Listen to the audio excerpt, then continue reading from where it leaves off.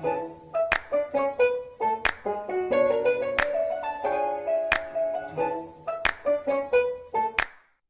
pagi Bapak dan Ibu sekalian. Sebelumnya terima kasih atas kehadirannya pada webinar pada pagi hari ini.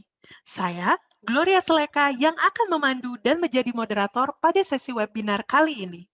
Hampir setiap orang pasti pernah mengalami pilek, yang membuat hidung jadi tersumbat dan merasa tidak nyaman. Namun ada kondisi lain di mana hidung kita merasa tersumbat dan dianggap karena pilek, padahal hidung tersumbat ini bisa saja disebabkan karena sinusitis. Kedua penyakit tersebut memang menimbulkan gejala yang 11-12 alias mirip, karena sama-sama menyebabkan hidung tersumbat, sakit kepala, demam, dan berkurangnya kemampuan dalam penciuman. Itulah mengapa sinusitis sering terlambat disadari atau diobati dengan cara yang kurang tepat. Maka dari itu, topik yang akan kita angkat pada sesi kali ini adalah pilek pasti sinusitis. Telah hadir bersama saya seorang pakar, Dr. Hemastia Manuhara Harbai. Beliau merupakan seorang spesialis THT serta bedah kepala dan leher. Selamat pagi, Dr. Hemastia. Halo, selamat pagi Mbak Gloria. Ya, Halo terima semuanya. kasih ya Dok ya atas kehadirannya pada sesi webinar pada pagi hari ini. Iya, terima kasih sama-sama. Baik dokter, untuk waktu dan tempat saya persilahkan dok. Baik, terima kasih Mbak Gloria. Selamat pagi seluruh YesDoc, para partisipan hari ini. Semoga semuanya sehat selalu ya. Baik, perkenalkan nama saya Dr. Hemastia Manuhara Harbai, spesialis telinga hidung tenggorok bedah kepala leher. Saya juga alumni dari Universitas Indonesia, baik S1 maupun spesialisnya. Boleh di next? Oke, sebelum kita lanjut lebih dalam nih mengenai masalah pilek-pilek itu, sekarang kita harus cari tahu dulu nih sebenarnya fungsi hidung itu apa sih sebenarnya. Jadi hidung itu sebenarnya yang pasti semua udah pada tahu sebagai organ pernafasan atau penyaring udara juga. Karena memang kita semuanya baik dewasa maupun anak-anak kita masih bernafas melalui hidung secara 90%-nya. Kecuali mungkin hidungnya tersumbat, biasanya kita menggunakan mulut. Dan yang kedua biasanya yaitu adalah sebagai indera penciuman. Karena kalau nggak ada hidung, nggak ada penciuman tuh nggak enak banget loh. Kita nggak bisa nyium bau kopi yang enak, bau bunga, bau parfum suami kan. Jadi bete nanti kalau kita gangguan hidungnya. Lalu yang ketiga juga sebagai pemberi rasa makanan. Kok bisa sih memberikan rasa makanan padahal kan hidung gitu. Jadi memang kita di belakang hidung kita memiliki syaraf penciuman yang juga dapat membantu untuk menambah rasa pada makanan. Lalu yang keempat itu bisa sebagai pengaturan suara. Suka disadari nggak sih sama teman-teman semua kalau misalnya hidung kita lagi mampet, suara kita tuh kayak bindeng, kayak agak-agak penyanyi dangdut gitu. Nah, itu tuh jadi hidung tuh berfungsi untuk pengaturan suara juga. Dan yang kelima adalah sebagai pembersihan saluran pernafasan. Jadi di hidung itu memiliki bulu hidung. Mungkin teman-teman udah punya nih bulu hidung. Nah, bulu hidungnya jangan dibotakin, jangan dicukurin gitu ya. Karena ada fungsinya. Karena fungsinya itu sebagai pengaturan saluran pernafasan. Jadi dia sebagai proteksi pertama, penyaring. Kalau kita punya vacuum cleaner, nah sama hidung juga punya penyaringnya yaitu bulu hidung. Next, boleh. Nah, kita harus tahu dulu apa sih organ-organ dari hidung itu sendiri. Nah, yang pertama, kalau kita lihat dari luar kan ada bentuknya, mungkin ada teman-teman yang mancung banget, ada yang pesek banget, ada yang normal-normal aja. Itu semuanya tergantung dari kuasa dari Tuhan dikasihnya kayak apa, terima aja gitu ya. Lalu yang kedua adalah ada sinus atau rongga-rongga di dalam rongga hidung. Jadi ada yang sinus di dekat mata, ada yang dekat jidat, ada yang dekat pipi, seperti itu. Nah, sesuai dengan pertambahan usia, dia akan semakin berkembang atau semakin membesar seperti itu. Dan selain dari rongga sinus juga, kita juga mempunyai ada tulang-tulang hidung, ada serabut pembau yang tadi kita bilang sebagai hidung juga bisa membawi makanan, bisa penciuman juga karena kita memiliki saraf juga. Boleh di next. Nah, ini nih kita masuk ke judul kita nih. Mungkin semuanya di sini ada moms atau papa-papa semua yang punya anak. Kadang suka bingung nih, aduh pilek nih anak saya nih. Pilek itu sebenarnya apa sih gitu ya. Jadi pilek itu adalah keluarnya lendir dari hidung. Lendir itu kayak cairan seperti itu. Nah, penyebabnya tuh apa aja? Yang pertama, yang paling sering pada anak yaitu adalah bisa aja nih anak nih kok tiba-tiba meler terus dok. Apa ya dok? Padahal sebelum-sebelumnya nggak pernah gitu. Nah, biasanya itu hati-hati adanya benda asing pada hidung. Benda asing tuh apa ya gitu? Bisa aja nih punya Lego, teman-teman punya apa ya, manik-manik atau misalnya mungkin kalung kayak gitu, dia hati-hati itu yang kecil-kecil seperti itu banyak banget pasien saya datang dengan benda asing hidung dengan keluhan pilek. Lalu yang kedua bisa jadi kalau untuk dewasa dan dewasa tua yang paling sering adalah tumor.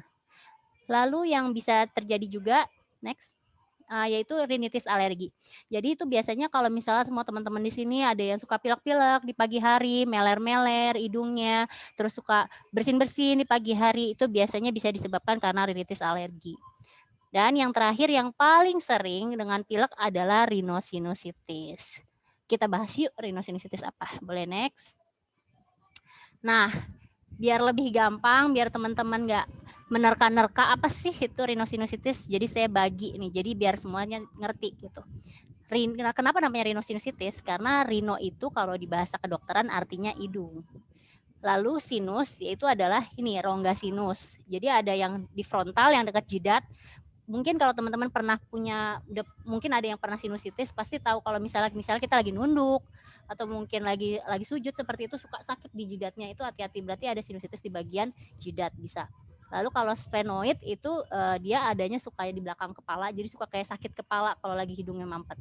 Atau kalau ethmoid tuh kadang matanya dok suka berair aja gitu, keluar air aja, terus kayak nggak enak deh ngelihat matanya gitu, berat gitu. Lalu bisa juga yang paling sering adalah maksila.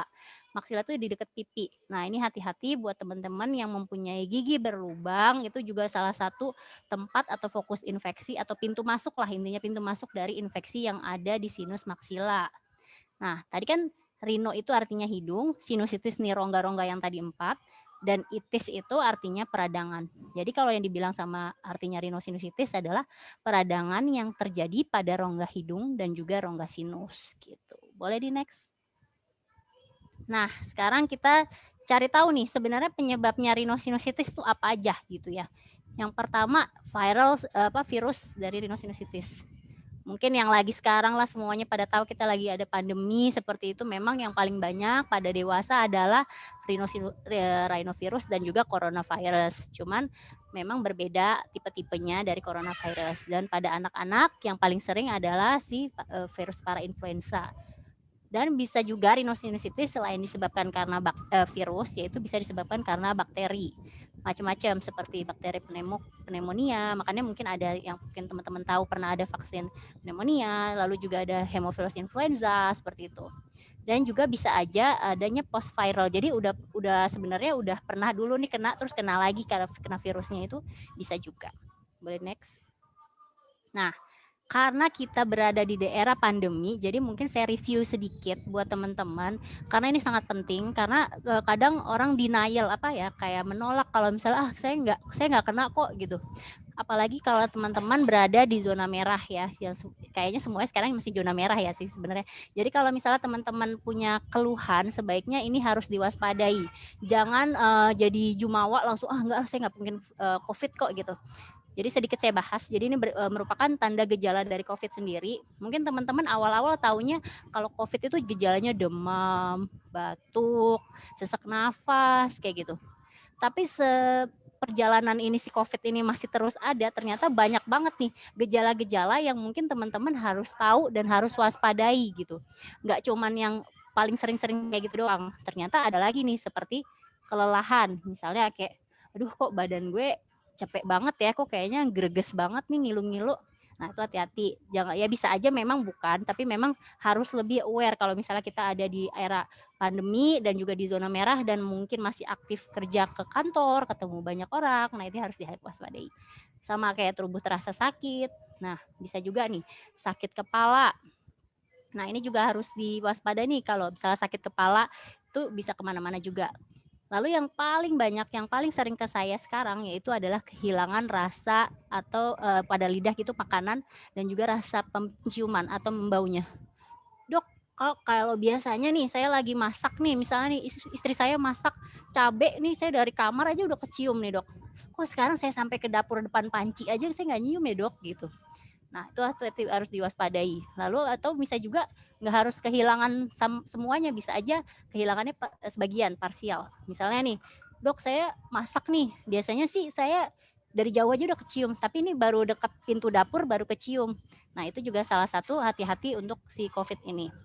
Lalu yang mungkin teman-teman udah tahu mengenai sakit tenggorokan, dan yang sekarang yang sering juga nggak ada gejala-gejala di saluran nafas, yaitu malah gejalanya ada di saluran cerna, seperti mungkin diare, sakit perut, seperti itu juga harus diwaspadai ya teman-teman semua. Jadi ini saya review karena ini pengetahuan yang memang COVID ini masih dalam penelitian terus karena masih berjalan. Jadi jangan terlalu menyingkirkan kalau bisa, apalagi kalau misalnya kita di rumah ada anak kecil, kita tinggal sama orang tua, kalau ada gejala-gejala seperti ini mungkin kita harus lebih waspada gitu ya. Boleh di next. Nah, sedikit lagi ini saya kasih tahu mengenai, karena ini yang paling banyak datang ke saya, keluhannya sama, kadang pilek seperti itu, ditambah dengan gangguan penciuman, atau bahkan nggak ada pilek, dia cuma ngomong, dok saya nggak bisa nyium nih dok, padahal dia nggak, saya sehat-sehat aja sih dok, nggak ada pilek, nggak ada hidung mampet, datangnya cuma kayak gini doang, atau bahkan yang pilek juga lebih banyak sebenarnya. Nah, ini patut diwaspadai karena memang di hidung itu memang ada syaraf penciuman, olfaktori reseptor, dan ada bulbnya, ada organnya seperti itu. Jadi memang hidung ini memiliki fungsi yang cukup banyak, dan 80% sebenarnya nih, walaupun OTG ini memang masih penelitian ya, walaupun OTG rata-rata mereka kalau kita tanya pasti ada gangguan penciuman, walaupun dia nggak ada pilek, nggak ada apa, dan itu terjadi pada dewasa muda, dan nggak usah tua dan nggak anak-anak, biasanya dewasa muda. Oke, next. Nah, kita balik lagi ke rhinosinusitis. Jadi kalau si COVID itu termasuk dalam rhinosinusitis yang virus sebenarnya. Nah, juga kalau misalnya pada anak-anak kita ada beberapa kriteria. Yang pertama adanya hidung tersumbat atau hidung mampet, ada ingus berwarna. Nah, kalau pada anak-anak dia tuh biasanya ada batuk yang paling khas biasanya kalau pagi hari ataupun pada malam hari. Lalu juga ada nyeri-nyeri di wajah. Nah, nyeri-nyeri di wajah itu di mana aja gitu. Jadi biasanya ya tadi yang sesuai dengan organ rongga sinusnya, bisa di pipi, di mata, dan di jidat, ataupun mungkin sakit kepala seperti itu. Dan akut dan kroniknya kita lihat apakah dia kurang dari 12 minggu keluhan tersebut ataupun lebih dari 12 minggu. Boleh di next. Nah, kalau pada dewasa kriterianya berbeda. Kalau tadi pada anak ada batuk, kalau pada dewasa ini ada gangguan penciuman. Nah, jadi persis banget nih kalau misalnya si COVID itu dia gangguan penciuman, itu termasuk juga bisa rhinosinusitis tapi yang virus viral seperti itu. Sama klasifikasinya yaitu ada akut dan kronik tergantung dengan durasi keluhan tersebut. Boleh di next. Nah, terapinya. Nah, ini kan biasanya teman-teman apalagi lagi pandemi gini ya, males banget. Tapi kita bisa di YesDoc sebagai konsultasi juga, kita akan memberikan sementara obat-obatan yang bisa juga dikonsumsi teman-teman semua di rumah seperti itu. Yang pertama adalah dekongestan. Misalnya itu kita berikan selama 10 hari. Kalau misalnya tidak ada keluhan, mau nggak mau harus diperiksakan gitu ya. Karena dekongestan sendiri mungkin teman-teman yang tahu nih, let's say saya sebut merek kayak Decolgen, Rhinos, Rhinovet seperti itu sekarang tidak bisa diberikan tanpa resep dokter. Nah, sebaiknya kalau misalnya itu konsultasi dengan kita, nanti kita akan memberikan resep online seperti itu. Lalu juga bisa juga kita memberikan paracetamol bila terjadi demam ataupun sakit kepala ataupun sakit-sakit di daerah wajah untuk mengurangi nyerinya. Bisa memberikan vitamin baik zinc, lalu vitamin C seperti itu, dan cuci hidung. Nah, cuci hidung itu penting karena cuci hidung, kalau hidung kita bersih, otomatis filterisasi atau si bulu-bulu hidung itu bekerja lebih optimal ketika hidung kita bersih. Dan juga teman-teman kalau masih di rumah hindari antibiotik. Jadi jangan dikit-dikit pilek langsung beli antibiotik. Hati-hati karena nanti pas udah ketemu saya bingung nih obatnya apa. Karena semuanya udah pada dibeli sampai yang generasi yang paling tinggi gitu. Waduh, saya bingung nanti. Jadi gitu, kalau bisa jangan membeli antibiotik sendiri seperti itu.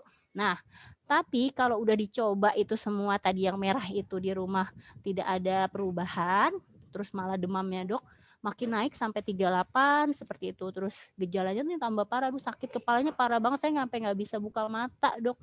Lalu misalnya gejalanya tuh cuma satu sisi, Misalnya cuma di sebelah kiri doang seperti itu, dan nyerinya itu tambah parah, aduh sakit banget dok, bener-bener saya nggak bisa diri atau nggak bisa duduk sama sekali. Nah mungkin teman-teman juga udah sempat ngecek lab seperti itu karena ada demam, wah ternyata ada kelainan abnormalitas dari hasil labnya, ya mau nggak mau memang harus ke dokter THT untuk diperiksakan gitu. Next. Nah tadi kan saya sempat bilang tuh cuci hidung. Emang kenapa sih dok kalau hidung tidak boleh kering? Kan enak dok kalau kering tuh banyak itu jadi ngorek-ngorek gitu kan ya. Ternyata nggak boleh kalau kering banget gitu. Karena si sel sarafnya itu kalau kering dia kaku, si rambut-rambutnya itu. Persarafannya terganggu sehingga memang menjaga kelembapan hidup itu memang harus lebih baik. Sehingga memang nggak boleh kering banget, nggak boleh terlalu basah pilek juga. Jadi memang seimbang itu emang lebih enak ya daripada lebih atau kurang gitu. Oke, boleh next.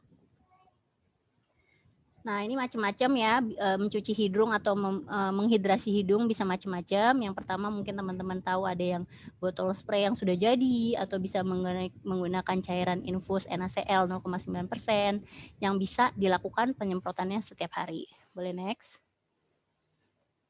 Nah, kenapa sih penting banget dok cuci hidung itu penting banget? Nah tadi sebagai untuk menjaga kelembapan, sebenarnya kan mungkin hidung kita terutama nih anak-anak ini foto anak saya beneran. Jadi dia pilek dan anak kecil itu di bawah 3 tahun tuh nggak bisa sisih atau ngeluarin ingusnya sendiri. Nah dengan fungsinya cuci hidung, dia untuk membersihkan hidung dari kotorannya dengan bantuan kita dan tidak menyakiti, kasarnya seperti itu.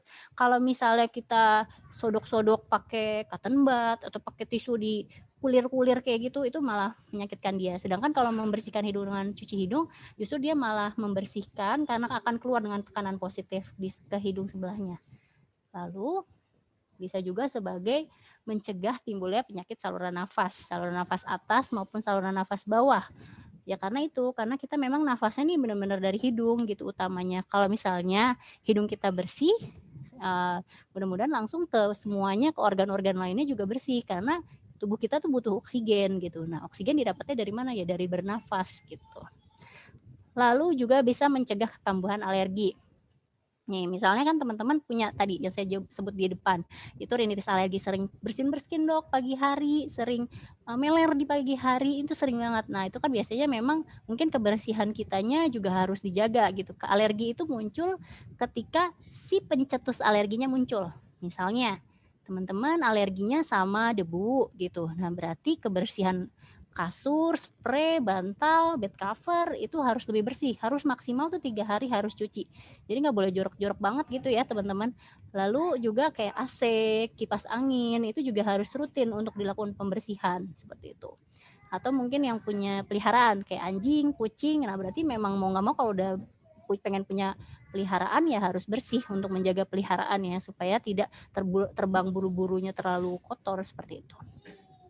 Lalu juga bisa membantu penyembuhan peradangan hidung dan sinus. Tadi kan rhinosinusitis memang membantu juga untuk daerah situ.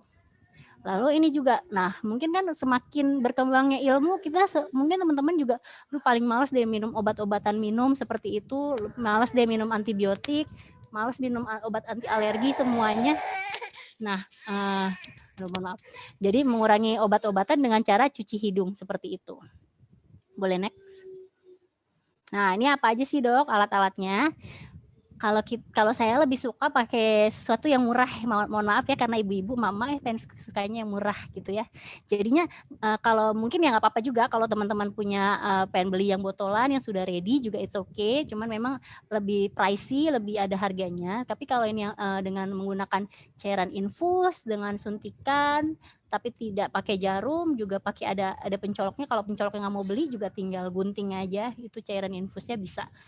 Nah, kenapa mesti cuci hidung? Karena hidung kita itu di belakang di daerah nasofaring itu tuh kita bertemu kanan dan kiri tuh jadi satu. Jadinya kalau misalnya kita bersihin hidung kanan, dia akan keluar ke hidung kiri seperti itu.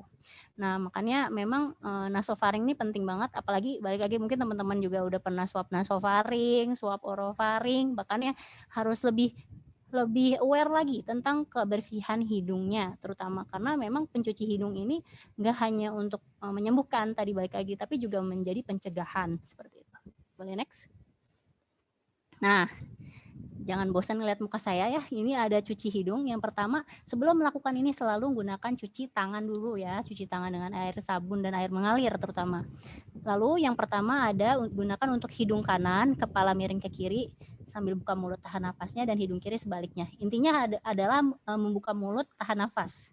Karena dengan membuka mulut, kita itu nggak akan tersedak, nggak akan ketelen tuh airnya gitu. Kalaupun misalnya airnya ketelen juga nggak apa-apa. Asin cuman rasanya gitu, tapi nggak apa-apa. Oke, boleh next kita lihat aja nih langsung caranya. Ya, ketemu muka saya lagi. Nah, ini ya teman-teman, jadi ada cairan infus, terus ada suntikan, terus ada mungkin teman-teman di rumah punya gelas atau mangkok yang bersih seperti itu bisa dilakukan. Nah, suntikan ini sebenarnya memang harus sampai pakai resep dokter, tapi beberapa juga tidak pakai resep dokter, boleh terutama kalau kita bilang untuk cuci hidung, dia pasti akan memberikannya. Dan biasanya udah langsung dikasih tanpa jarumnya kalau untuk cuci hidung, kalau kita beli sendiri. Tapi kalau di rumah sakit biasanya masih pakai suntikannya. Nah, yang pertama itu ada cairan infus. Cairan infus juga bisa dibeli di mana aja dan murah, range harganya sekitar 8.000 sampai 15.000 aja. Terus ada pencoloknya supaya bisa ditutup dan dibuka lagi. Jadi nggak perlu gunting-gunting, nggak perlu takut bocor ataupun apapun, itu enaknya pakai itu. Lalu juga dituangkan ke gelas atau mangkok yang bersih ya, jangan bekas cuka empek-empek gitu tiba-tiba, yang bersih. Nah, terus nih suntikannya tadi nggak pakai jarum ya, jangan pakai jarum, nanti kecolok hidungnya, sakit. Nah, terus diambil sampai penuh ya teman-teman, sampai penuh. Nanti caranya, nanti untuk hidung kanan tadi kepala miring ke kiri sambil buka mulut tahan nafasnya. Yang sebelah kiri juga sambil buka mulut tahan nafasnya supaya tidak tersedak. Setelah itu biasanya kita akan lakukan sisih atau dibuang cairan infusnya. Nah, kita lihat nih, si mbak-mbak ini lagi cuci hidung. Tuh dibuang, akan keluar. Dok, sakit nggak ya dok? Sakit nggak ya dok? Enggak. Kalau misalnya caranya benar, dengan buka mulut tahan nafasnya, posisinya miring, itu enggak, tidak sakit seperti itu. Tapi dok kan takut dok, itu suntikan kan nggak pakai jarum. Bisa. Anak saya juga bisa, tadi makanya saya kasih gambar anak saya, karena anak saya juga dari umur, sebenarnya dari bayi sih, cuman dia udah mulai rutin sendiri setelah umur 2-3 tahun. Oke, tuh jempol mantep. Next.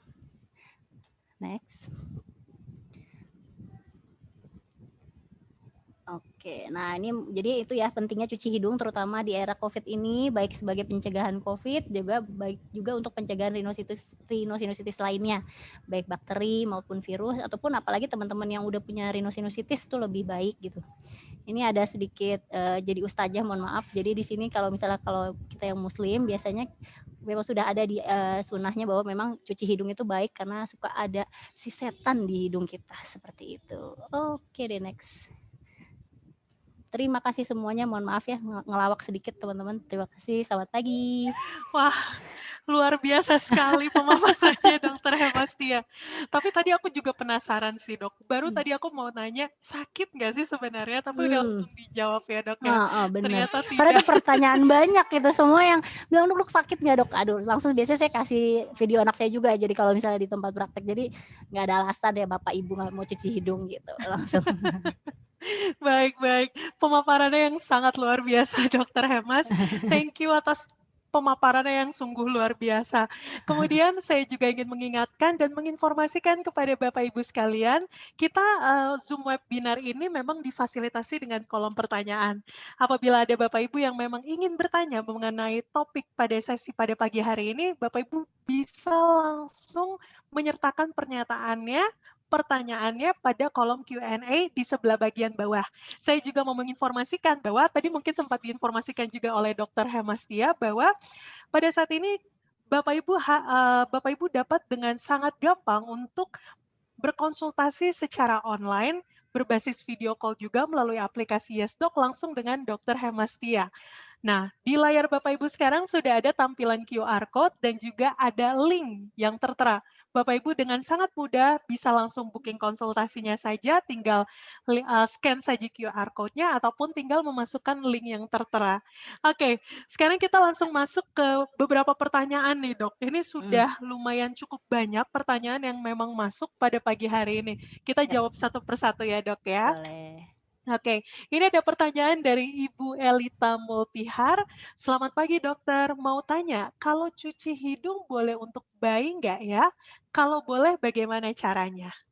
Oke, terima kasih ya Bu Elita. Jadi memang tadi anak saya sebagai contoh, dia waktu itu yang saya di foto itu umur 2 tahun. Dia sudah melakukan cuci hidung menggunakan suntikan yang sama seperti yang saya contohkan. Nah, kalau untuk bayi memang sebaiknya menggunakan ada alatnya lebih kecil lagi atau pakai suntikan yang lebih kecil, misalnya 1 sampai 3 cc bisa, ataupun bisa juga ada penghubungnya dan juga bisa ada yang ready apa yang sudah botolan juga bisa. Karena kalau yang botolan itu dia lebih kecil dan lebih, lunak seperti itu bisa untuk pada anak-anak. Tapi bisa menggunakan suntikan juga bisa, tapi memang dengan suntikan yang lebih kecil 1 sampai 3 cc seperti itu. Jadi bisa dilakukan pada anak kecil. Kenapa? Karena pada anak bayi pentingnya gitu, karena balik lagi, apalagi waktu ibu-ibu nih baru punya anak pertama nih, terutama kasus anak pertama. Jadi, kita panas nggak pakai AC kan pagi-pagi karena udah keluar dari rumah sakit, tapi pakai AC, anaknya hidungnya mampet gitu. Nah, jadi permasalahannya biasanya kita kasih cuci hidung supaya, si kotoran-kotorannya itu bisa lebih lunak dan dia bisa keluar mengalir sendiri untuk pada anak bayi. Jadi biasanya memang kalau anak bayi sebaiknya memang rutin minimal banget seminggu sekali dilakukan cuci hidung, karena biar keluar tuh kotoran-kotorannya, gitu Mbak Gloria. Baik, terima kasih atas jawabannya Dokter Hemastia. Mhm, Kemudian juga ada, oh dari Ibu Elita lagi, dia bilang mhm. bahwa maaf ya dok kalau nanti saya banyak tanya, soalnya ini dokter favorit aku banget, kalau ngasih penjelasan detail banget, dan Iya, sip. sejelas-jelasnya mantap banget. Oke, nah Bu Elita saya juga ingin menyampaikan bahwa yang Mhm, di layar pada tampilan saat ini adalah booking system dengan online, Bu Elita dapat langsung berkonsultasi dengan Dokter Hemastia melalui aplikasi YesDoc. Oke, kemudian kita lanjut ke pertanyaan selanjutnya ya, Dok, ya. siap. Dari, Bapak Dimpos Gultom. "Selamat pagi, dokter. Saya mau tanya, kebetulan saya menderita hidung tersumbat kurang lebih sudah 1 tahun. Tapi waktu saya ke dokter, dokter hanya menyarankan olahraga secara teratur. Apakah itu sinusitis atau hanya flu saja? Kira-kira apa yang harus saya lakukan ya, Dok? Dan juga sempat saya juga baca artikel, salah satu solusinya adalah dengan mencuci hidung. Apakah betul? Terima kasih dokter dan sukses selalu." Siap. Wah, panjang ya Pak Dimpos, terima kasih atas pertanyaannya. Intinya adalah memang kalau flu disarankan olahraga benar, karena memang kan flu itu semua yang virus lah, nggak hanya rhinosinusitis virus. Semua penyakit virus biasanya itu terjadi ketika daya tahan tubuh kita rendah. Kasar kita lagi perang, kita kalah nih sama virusnya. Nah, itu akan muncul si penyakitnya. Dan makanya disuruh olahraga supaya kita terlatih adaptasi badannya lebih kuat seperti itu. Jadi memang benar disuruh, olahraga itu penting dan nggak hanya rhinosinusitis sebenarnya. Dan penjelasan untuk pemberian cuci hidung, balik lagi tadi saya bilang pencuci hidung itu selain untuk mengobati bisa juga sebagai mencegah. Jadi nggak harus tuh kita sakit hidung mampet dulu baru cuci hidung, enggak gitu. Apalagi di era pandemi gini, memang sebaiknya sih cuci hidung. Lalu kalau misalnya, memang sih kalau untuk hidung tersumbat mungkin kalau udah ke dokter berarti memang, kemungkinan ya Pak, kemungkinan sih itu kan, hidungnya aman-aman aja, mungkin hanya pilek-pilek biasa, hanya rintis alergi biasa, ya memang sebaiknya dilakukan cuci hidung saja dulu, seperti itu. Baik, terima kasih dokter atas pemaparannya. Kemudian ada pertanyaan menarik lagi nih dok dari Ibu Elita kembali. Mhm, Mitos atau fakta sih dok, kalau mhm. anak kecil yang banyak minum es itu penyebab dari pilek? Oke, sebenarnya mitos atau fakta artinya dia mitos ya, jadi ibu-ibu semuanya itu mitos. Tapi bener kok Dok, habis makan es pasti gitu. Nah sekarang pertanyaannya es yang kayak apa dulu nih gitu. Apakah esnya ibu lagi beli es teh manis di warung atau yang balokan gitu yang pakai gabah gitu, nah itu otomatis kotor lah Bu. Jadi nggak hanya sakit pilek, mungkin sakit diare juga sebenarnya. Lalu yang kedua kalau misalnya kita bikin es batunya sendiri gitu, kayak let's say kita di kulkas kita biasa dan mungkin rutin, dibersihkan kulkas freezer-nya. Jadi itu sebenarnya sih kalau kita bersih, itu nggak ada masalah. Apalagi air esnya air es dispenser yang juga rutin kita bersihkan, itu sebenarnya nggak ada masalah. Sebenarnya itu mitos, tergantung ibu beli es batu di mana gitu. Oke, siap dok. Lanjut ya dok ya. Sama juga dengan pertanyaan dari Bu Elita juga. Mmm, Saya kalau sujud pernah sakit bagian atas alis dok, mmm, tapi jarang. Apakah memang mmm, itu sinus? oke. Nah, kan tadi saya sempat jelaskan bahwa rongga sinus itu ada yang dekat jidat. Nah, balik lagi sinus itu artinya isinya tuh ada air di dalam rongga sinusnya. Nah, namanya juga air, kadang dia ngikutin kemana gravitasi. Yang pertama, yang kedua adalah kalau ada rongga kosong dia masuk tuh ke situ. Jadi makanya kalau misalnya airnya masih sedikit, itu bisa kemana-mana. Kadang di jidat, kadang di mata, kadang di hidung, kadang di pipi seperti itu. Jadi kayak tetap prinsip air, makanya bisa hilang timbul seperti itu. Oke, siap dok. Nah, kemudian ini ada pertanyaan yang cukup panjang dari Derakian Erlangga Rizky Wardana. Izin bertanya dok, mungkin ada beberapa pertanyaan dari saya. Yang pertama, saya selalu menderita pilek pada saat bangun tidur. Dan apa sih penyebabnya dok? Apakah dikarenakan debu atau apa ya dok? Dan pertanyaan kedua, apakah polip dan sinusitis itu sama? Kemudian ada pertanyaan lagi yang ketiga, apa sih penyebab terjadinya penyumbatan di hidung, dok? Padahal kita tidak menerima gejala pilek, terkadang sering sekali terjadi pada saya, apalagi pas bangun tidur. Dan mungkin bagaimana nih, dok, cara mengatasi sinusitis kronis yang pernah dialami, yang membuat tidak bisa tidur karena adanya penyakit ini, dan karena memakai kacamata terlalu lama. Apakah dapat terkena sinusitis etmoid yang menyakitkan, dok? Terima kasih. Wah, luar biasa ya. Ini Mas Oke. panjang benar ya. Bentar. Oh, pertanyaannya hilang. Nah, jadi kalau misalnya yang pertama, apakah sinusitis itu polip? Belum tentu. Jadi rhinosinusitis sebenarnya kalau mau dibahas lagi, rhinosinusitis dibagi menjadi dua, yang kronik, yang tanpa polip dan dengan polip. Ya, jadi kalau dibilang rhinosinusitis sama polip itu sama enggak, dia temenan. Jadi bisa ada polipnya, bisa enggak ada polipnya. Nah, untuk tahu polip atau enggak, jangan langsung kepedean nih ngelihat hidung pakai lampu langsung tuh ada benjolan, saya polip ya dok, tuh sering banget tuh datang, dok di hidung saya ada benjolan, saya kayaknya polip deh dok gitu. Nah itu belum tentu, itu bisa jadi sebagai organ normal yang ada di hidung kita yang mungkin cuman hanya bengkak. Jadi memang kalau untuk polip sebaiknya diperiksakan dulu dengan endoskopi namanya, jadi kayak kita masukin kamera ke dalam hidung untuk melihat, mengevaluasi seperti itu. Nah, untuk yang kalau tiap pagi suka bersin atau suka meler, suka mampet pagi-pagi, apakah itu suatu alergi, debu atau apapun, kemungkinan iya kalau untuk rhinitis alergi itu terjadi yang pertama bersin-bersin lebih dari 5 kali setiap pagi, yang kedua ada ingus meler yang bening, yang ketiga adanya bisa ada gangguan penciuman atau tidak, atau hidung tersumbat yang keempat. Nah, jadi tapi saya nggak ada pilek dok, nggak ada apa-apa, cuman pagi itu mampet aja. Ya bisa, karena gini, kenapa sih kita suka, kalau orang-orang yang rhinitis alergi ya, kenapa sih kita selalu pagi itu mampet dok, walaupun nggak meler, atau kadang bersin-bersin doang dok, walaupun nggak meler, seperti itu bisa banget terjadi. Karena ketika kita tidur, mungkin selama dari pagi sampai malam kita tuh terjaga, kita bisa mengendalikan apa yang masuk ke hidung kita bisa, apalagi sekarang pakai masker, ataupun bisa langsung dibersinkan, atau mungkin nggak sengaja langsung dikucek hidungnya, seperti itu kita masih bisa karena kita terjaga. Nah, ketika kenapa pagi-pagi? Karena dari malam kita tidur sampai pagi, itu kan kita nggak bisa prediksi hidung kita tuh bernapas, yang kotor kita tutup, yang enggak kita buang gitu. Nah, nggak bisa kayak gitu. Nah, biasanya itu akumulasi dari debu-debu yang ada di kamar. Nah, makanya tadi saya bilang kalau sebaiknya kalau orang-orang rhinitis alergi, seperti kebersihan kamarnya, seperti spray, bantal, bed cover, seperti itu semuanya 3 hari harus cuci. Harus lebih bersih untuk di kamar, dan AC ataupun kipas anginnya juga harus sering dibersihkan. Jangan, waduh saya punya kipas angin nggak pernah dibersihin dok, seumur hidup saya punya gitu. Nah iya, pasti aja bersihin gitu. Nah yang ketiga tadi masalah etmoid. Nah memang sih etmoid itu di dekat mata gitu, dan memang mengganggu jadi berat matanya, tapi tidak mengganggu penglihatan harusnya. Kalau misalnya sampai mengganggu penglihatan, sebaiknya Mas tadi harus ke dokter mata untuk mengecekkan refraksi namanya, atau kayak minus plusnya dicek lagi untuk lebih jelasnya seperti itu. Soalnya kalau untuk sampai gangguan penglihatan biasanya bukan karena etmoid gitu. Gitu Mbak Gloria. Oke, terima kasih Dokter Hemastia. Baik, sebelum mungkin kita lanjutkan ke pertanyaan selanjutnya, Dok, mungkin ada beberapa Bapak dan Ibu dari para peserta yang pagi hari ini ikutan mungkin belum tahu nih kira-kira apa sih aplikasi YesDoc dan bagaimana ya caranya supaya bisa langsung berkonsultasi dengan Dokter Hemastia. Nah, setelah ini kita akan tampilkan dulu mengenai apa itu aplikasi YesDoc dan bagaimana cara Bapak Ibu dapat membuking konsultasi secara online. Selamat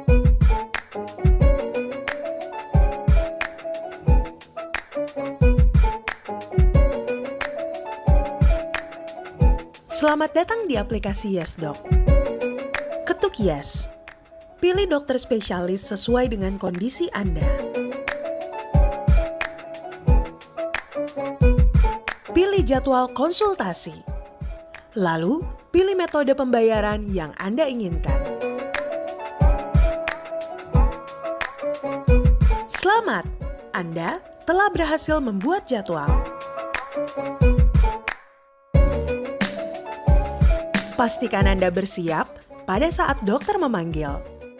Silakan menunggu, dokter akan segera menghubungi Anda. Aplikasi YesDoc memiliki fitur video call. Anda juga dapat menggunakan mode telepon. Setelah selesai, silakan menunggu. Dokter akan segera mengirimkan rangkuman konsultasi Anda.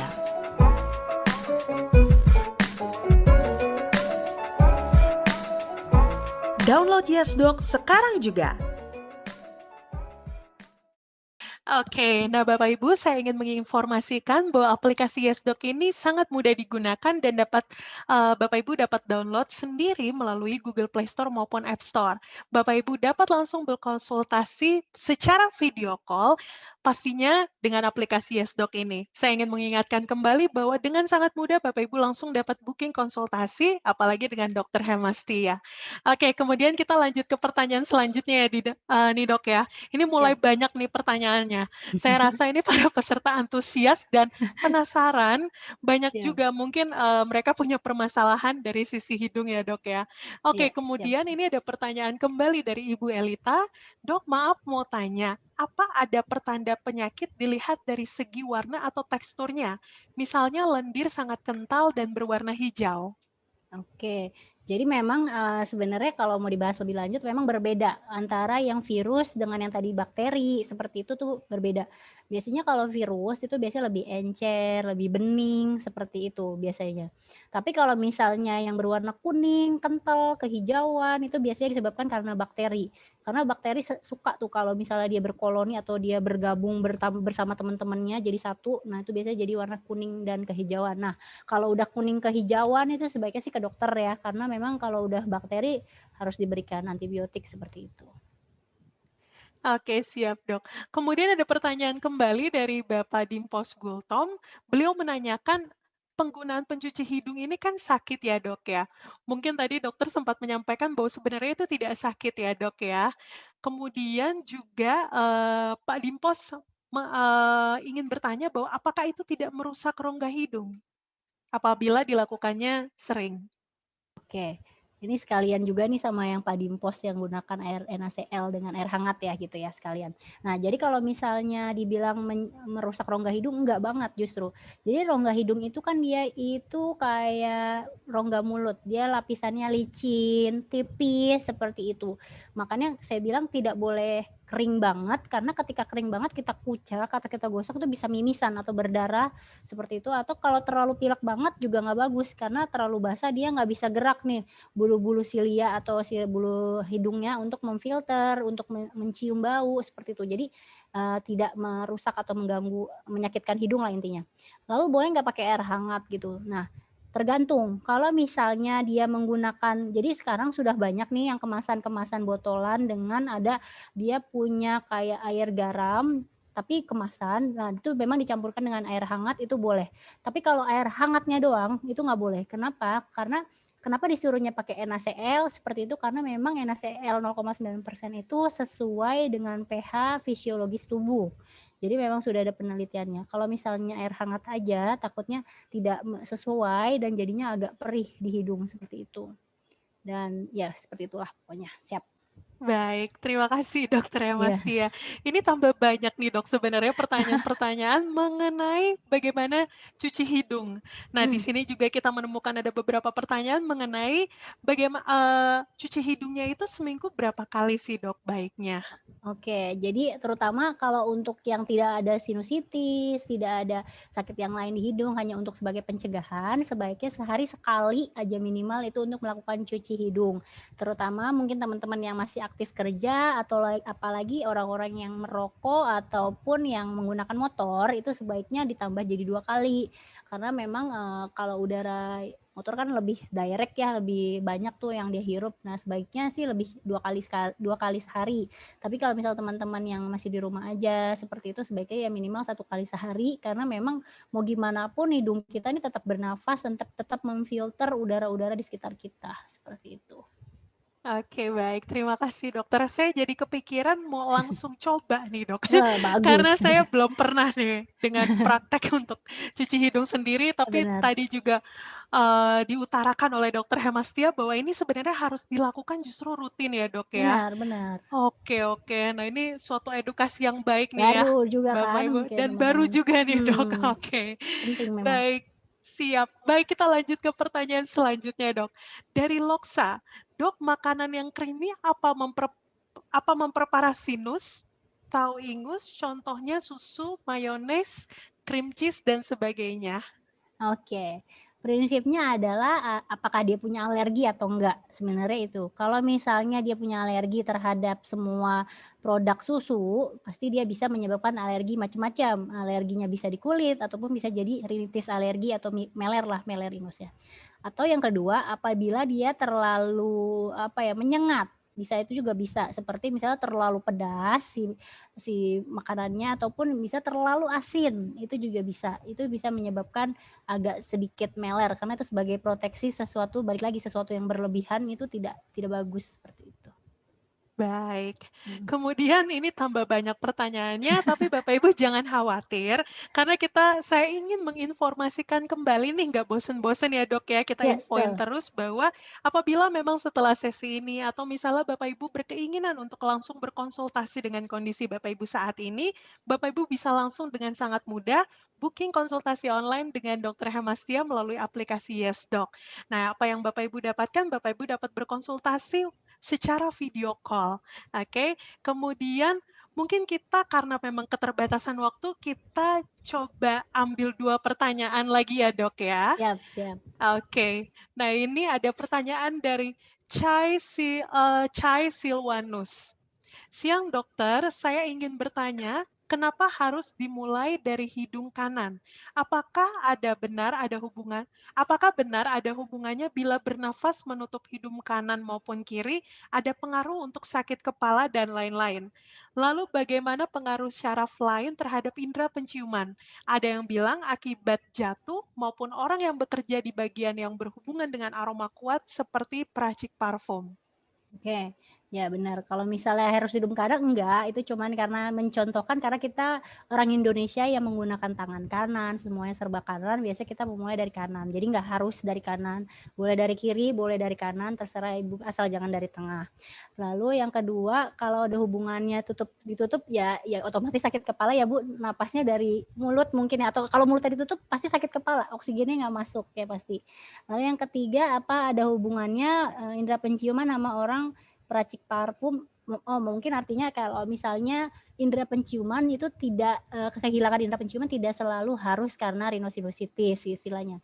Jadi bisa benar karena jatuh, bisa mungkin orang-orang yang stroke seperti itu, orang-orang yang mungkin ada tumor di hidung yang besar seperti itu juga bisa menyebabkan gangguan penciuman. Makanya memang sebaiknya tadi semua yang kita alami rhinosinusitisnya virus sudah mencoba obat di rumah, tapi dengan ada gejala-gejala yang tadi saya bilang bertambah parah, memang sebaiknya diperiksakan gitu. Untuk peracik parfum ya mungkin dia jadi lebih peka aja sih dengan dengan bau-bauan seperti itu.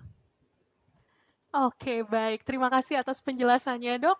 Kemudian nah Bapak Ibu sekalian, karena memang waktu sangat terbatas, kita ambil satu pertanyaan karena ini sangat banyak, jujur aja ya, Dok, ya, ini sangat banyak pertanyaan dari para pemirsa pada pagi hari ini. Syukur. Oke, mungkin kita akan ini ada pertanyaan menarik dari Pak Michael Surya. Pagi dokter, bagaimana untuk penderita rinitis alergi? Itu disembuhkan?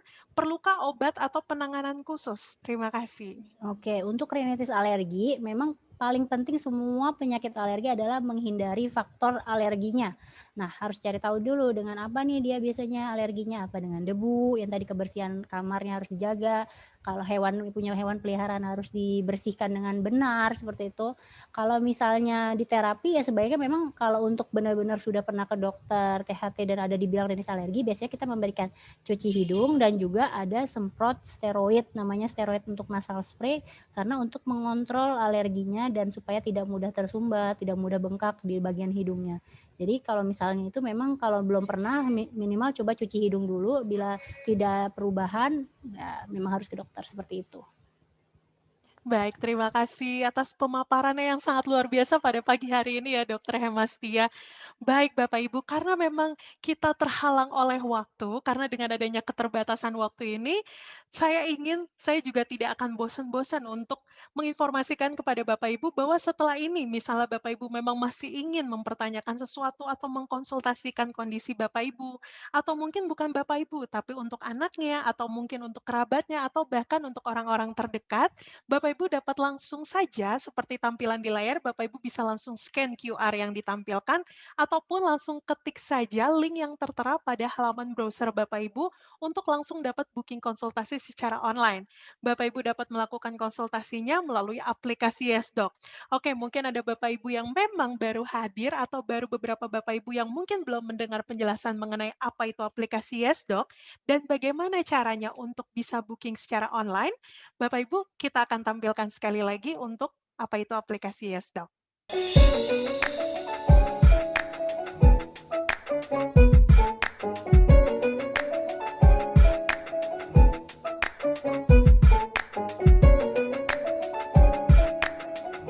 Selamat datang di aplikasi YesDoc. Ketuk Yes. Pilih dokter spesialis sesuai dengan kondisi Anda. Pilih jadwal konsultasi. Lalu, pilih metode pembayaran yang Anda inginkan. Selamat, Anda telah berhasil membuat jadwal. Pastikan Anda bersiap pada saat dokter memanggil. Silakan menunggu, dokter akan segera menghubungi Anda. Aplikasi YesDoc memiliki fitur video call. Anda juga dapat menggunakan mode telepon.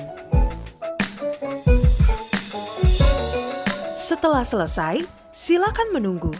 Dokter akan segera mengirimkan rangkuman konsultasi Anda.